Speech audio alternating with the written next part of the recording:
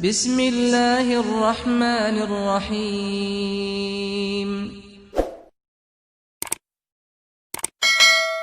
نحمده ونصلی علی رسوله الکریم اما بعد اعوذ باللہ من الشیطان الرجیم بسم اللہ الرحمن الرحیم رب اشرح لی صدری ویسر لی امری واحلل عقدۃ من لسانی یفقہوا قولی۔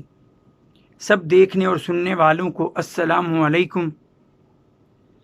آج آسان اسلام میں ایک نیا سلسلہ لیے آپ کے سامنے پیش خدمت ہوں۔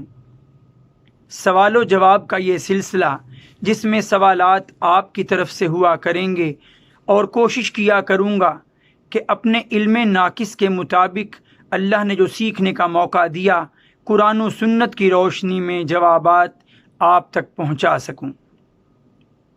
ایک دو گزارشات آپ کے سامنے رکھنا تھیں۔ پہلی بات جو اس ضمن میں کہنا چاہتا ہوں وہ یہ کہ سوالات جو آپ کریں اس کے ساتھ اپنا نام اور اگر ممکن ہو سکے تو شہر کا نام بھی لکھ کر بھیج دیجیے۔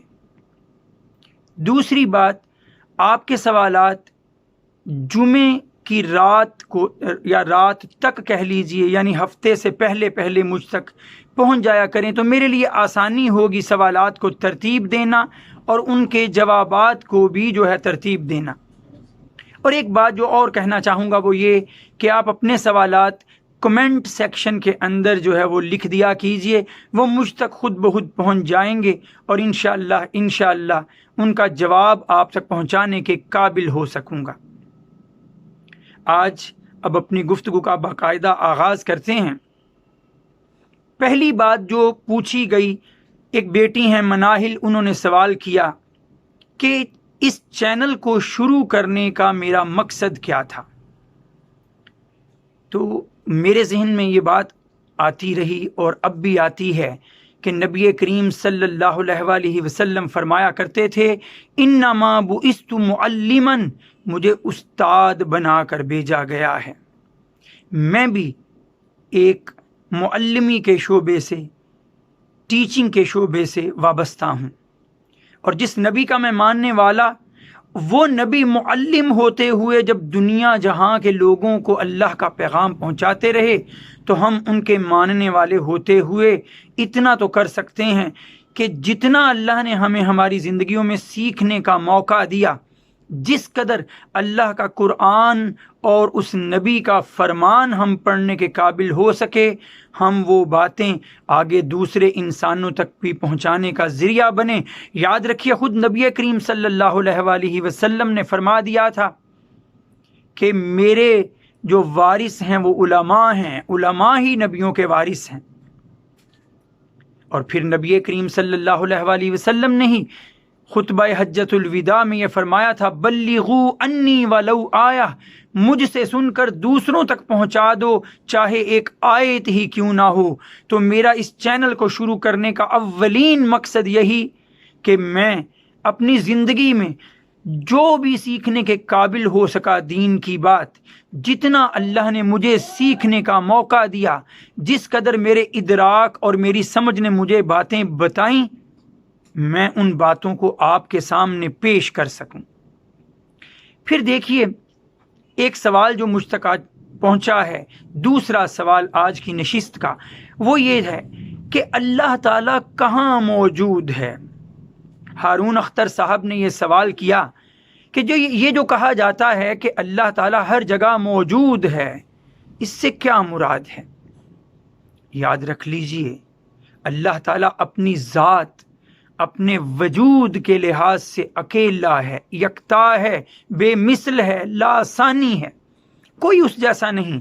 جب وہ اپنی ذات کے لحاظ سے واحد، اکیلا، یکتا ہے تو پھر وہ کسی ایک جگہ ہی اپنی ذات کے لحاظ سے موجود ہو سکتا ہے، اور اس کا ذکر اللہ نے خود قرآن مجید میں 6 مقامات پر فرما دیا۔ سورہ اعراف کی آیت نمبر 54 میں سورہ یونس کی آیت نمبر 3، سورہ رعد کی آیت نمبر 2، سورہ فرقان کی آیت نمبر 59، سورہ سجدہ کی آیت نمبر 4 اور سورہ حدید کی بھی آیت نمبر 4 میں اللہ نے خود فرما دیا ثم استوى علی العرش، کہ اللہ تعالیٰ زمین و آسمان کی تخلیق کے بعد آسمان پر جو ہے اپنے عرش پر جا کے مستوی ہو گیا، وہاں اس نے قرار پکڑ لیا۔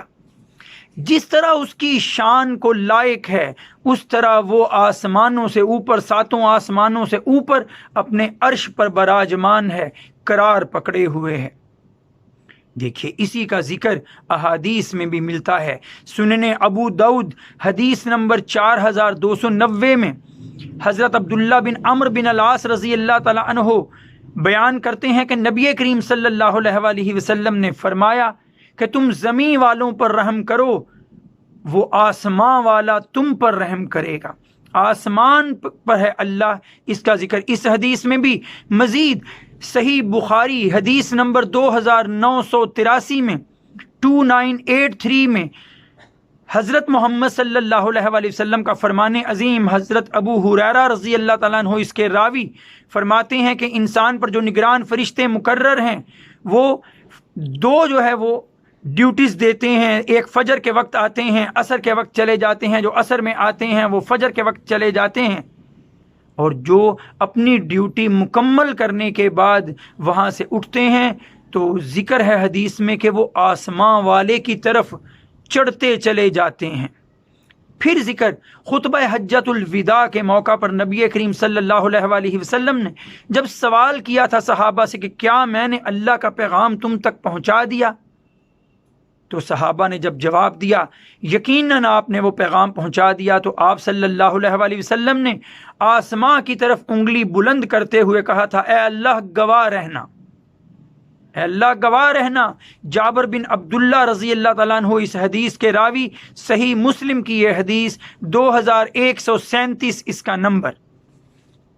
اب اللہ تعالیٰ نے اپنے قرآن میں، نبی نے اپنے فرمان میں یہ بتا دیا کہ اللہ عرش پر مستوی ہے، عرش پر براجمان ہے، جیسے اس کی شان کو لائق ہے۔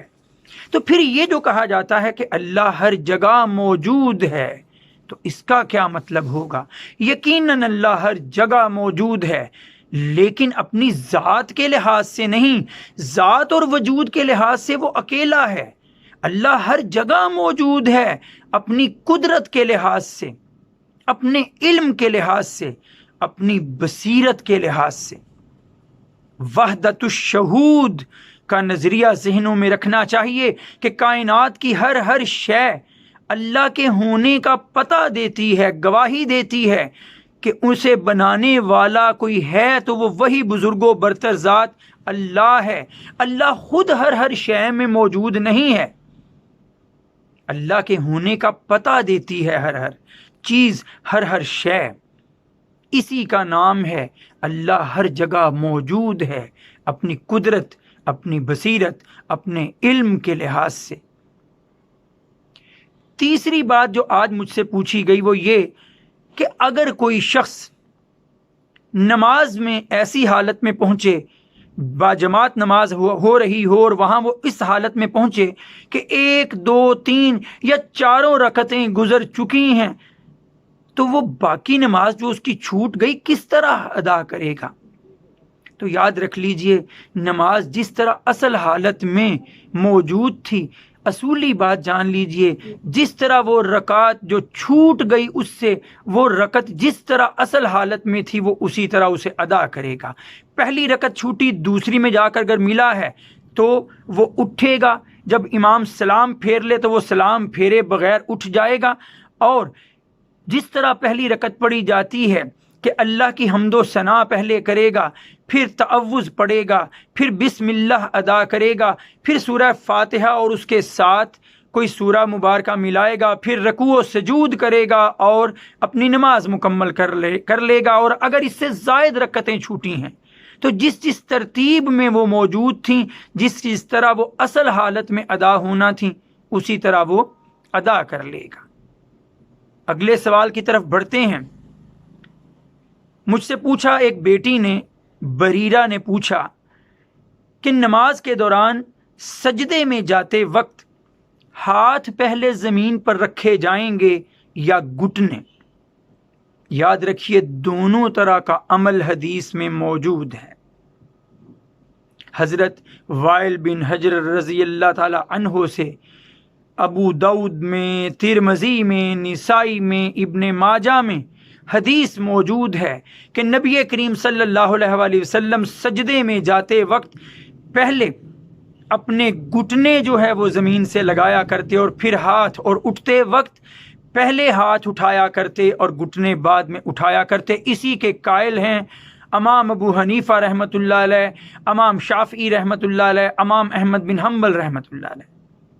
لیکن اس حدیث کے سند میں، اس حدیث کے راویوں میں بحث ہوئی ہے، اس میں ضعف پایا جاتا ہے، لیکن روایت موجود۔ اسی طرح حضرت ابو ہریرہ رضی اللہ تعالی عنہ سے بھی ایک روایت موجود، سنن ابو داؤد میں ہی، سنن نسائی میں بھی، جامع ترمذی میں بھی۔ کیا وہ روایت کہ نبی کریم صلی اللہ علیہ وآلہ وسلم سجدے میں جاتے وقت پہلے ہاتھ زمین پر رکھا کرتے اور پھر گھٹنے، اور آپ نے منع فرمایا کہ اس طرح مت بیٹھا کرو سجدے کے دوران جس طرح اونٹ جو ہے وہ بیٹھتا ہے۔ تو آپ خود سمجھ سکتے ہیں اونٹ کس طرح سے بیٹھتا ہے۔ تو زیادہ تر اعتبار اس بات پہ ہی کیا جاتا ہے کہ ہاتھ پہلے اور گھٹنے بعد میں، اگرچہ دونوں یہ روایات موجود اور اس میں سے جس پر بھی عمل کریں درست ہوگا۔ اسی لیے تو نبی کریم صلی اللہ علیہ وآلہ وسلم نبی رحمت ہیں کہ انہوں نے ایک ہی عمل ایک سے زائد طریقوں میں بھی کر کے دکھایا، کر کے بتایا ہے کہ جس طرح تمہیں آسانی ہو، جس طرح میری امت کے لوگوں کو، میرے ماننے والوں کو آسانی ہو، وہ وہی انداز اپنا لیں۔ شیخ الاسلام امام ابن تیمیہ رحمۃ اللہ علیہ جو ہیں وہ اپنی فتاوی میں فرماتے ہیں کہ ہر دو طرح کا عمل، یعنی گھٹنے پہلے لگا لیے جائیں یا ہاتھ پہلے لگا لیے جائیں، دونوں ہی ثابت ہیں، دونوں ہی جائز ہیں۔ نماز کی ادائیگی میں اس کے اندر فرق نہیں پڑے گا کہ آپ گھٹنے پہلے لگا رہے ہیں یا ہاتھ پہلے لگا رہے ہیں۔ پھر آج کی نشست میں آخری سوال کہ جو کام نبی کریم صلی اللہ علیہ وآلہ وسلم نے جس طرح کیے، یا جو عمل جس طرح کرنے کا ہمیں کہا، جو امور جس طرح سر انجام دینے کی ہمیں تلقین فرمائی، کیا منو ان اسی طرح کرنا ہم پر لازم ہے؟ نجف زاہد صاحب نے یہ سوال بھیجا ہے۔ دیکھیے اللہ تعالیٰ نے قرآن مجید میں جا بجا نبی کی اطاعت کا حکم دیا ہے۔ یا ایھا الذین آمنوا اطیعوا اللہ و اطیعوا الرسول، اے ایمان والو اللہ کی اطاعت کرو اور اس کے رسول کی اطاعت کرو۔ اتنا ہی نہیں، اس سے آگے بڑھ کر کہہ دیا من یطیع الرسول فقد اطاع اللہ، جس نے رسول کی اطاعت کر لی اس نے اللہ ہی کی اطاعت کی۔ پھر اللہ تعالیٰ نے فرما دیا کہ اگر تمہیں اللہ کی محبت چاہیے، اللہ کی محبت کا دعویٰ کرتے ہو تو پیروی نبی کی کرنا پڑے گی۔ نبی کریم صلی اللہ علیہ وآلہ وسلم کو اپنا رہبر و رہنما ماننا پڑے گا، ان کے پیچھے چلنا پڑے گا۔ آپ دیکھیے سورہ حشر کی آیت نمبر 7، اصول اللہ نے جو ہے قائم کر دیا، وما آتاکم الرسول فخذوہ وما نہاکم عنہ فانتہوا، جو کچھ تمہیں رسول دے وہ اسے لے لو، اور جس چیز سے تمہیں منع کرے اس سے باز آ جاؤ، اس سے رک جاؤ۔ پھر اللہ تعالیٰ نے فرمایا سورہ احزاب آیت نمبر 21 میں، لَقَدْ كَانَ لَكُمْ فِي رَسُولِ اللَّهِ أُسْوَةٌ حَسَنَةٌ، بے شک رسول اللہ صلی اللہ علیہ وآلہ وسلم کی زندگی میں تمہارے لیے بہترین نمونہ ہے۔ اور جب نمونہ سامنے موجود ہو، مثال سامنے موجود ہو، تو اس کی تقلید کی جاتی ہے اسی طرح جیسے اس نے خود چل کر دکھایا ہو۔ نبی کریم صلی اللہ علیہ وآلہ وسلم نے بھی فرما دیا، لا یؤمن احدکم حتی یکون ہواہ تبعا لما جئت بہ۔ امام نووی رحمۃ اللہ علیہ نے اپنی صحیح میں اس کا ذکر فرمایا کہ تم میں سے کسی کا ایمان مکمل نہیں ہوتا جب تک کہ اس کی خواہشات بھی پیروی نہ کرنے لگیں اس چیز کی جو میں لے کر آیا ہوں. جب تک ہماری خواہشات، ہماری تمنائیں، ہماری آرزوئیں حضرت محمد صلی اللہ علیہ وآلہ وسلم کی لائی ہوئی شریعت کے مطابق نہ ہو جائیں، تب تک ایمان کی تکمیل نہیں ہے. لیکن اسلام کتنا پیارا مذہب ہے. اب آپ غور کیجئے گا، اسلام کیسا پیارا مذہب ہے کہ جہاں جس کام کے کرنے سے روکتا ہے اس پر تو مکمل کراس لگا دیا جاتا ہے کہ وہ نہیں کرنا، لیکن جہاں حکم دیا جاتا ہے کہ یہ کام کرنا ہے وہاں انسان کو اس کی استطاعت کے مطابق چھوڑ دیا جاتا ہے. حضرت محمد صلی اللہ علیہ وآلہ وسلم کا ہی فرمان عظیم، ما نہیتکم عنہ فانتہوا، جس سے میں تمہیں منع کرتا ہوں اس سے باز آ جاؤ، وما امرتکم بہ، اور جس چیز کا میں تمہیں حکم دیتا ہوں فاتوا منہ ما استطعتم، اسے پورا کرو جتنی تم میں طاقت ہے. اللہ خود قرآن مجید میں اصول قائم کر دیتے ہیں کہ لا یکلف اللہ نفسا الا وسعها، اللہ کسی پر اس کی وسعت سے زیادہ بوجھ نہیں ڈالتا. تو یاد رکھ لیجئے، اسلام پر عمل اسی طرح کرنا ہے جیسے نبی کریم صلی اللہ علیہ وآلہ وسلم نے کر کے دکھایا یا ہمیں بتایا کرنے کو. لیکن کہیں اگر لغزشیں ہو جائیں، کہیں اگر ہم اس طرح پورا نہ کر پائیں تو اللہ بخشنے والی ذات ہے. اس سے بخشش کی امید رکھتے ہوئے ہی آج اپنی گفتگو کا میں اختتام کرنا چاہوں گا، اسی امید کے ساتھ کہ اللہ مجھے بھی اور آپ کو بھی حضرت محمد صلی اللہ علیہ وآلہ وسلم کے طریقے پر صحیح طرح چلنے کی توفیق عطا فرمائے. وآخر دعوانا ان الحمد للہ رب العالمین.